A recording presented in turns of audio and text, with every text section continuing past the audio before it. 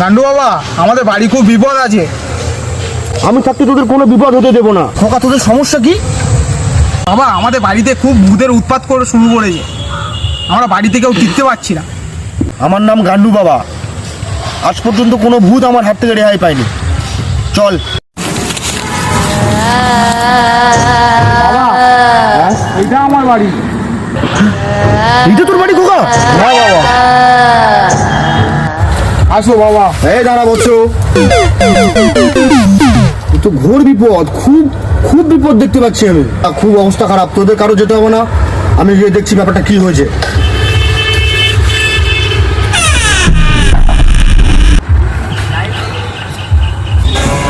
ऐसी क्या चीज़ है जो बच्चों को डरा रही है? हमें शेर को डरा के दिखा।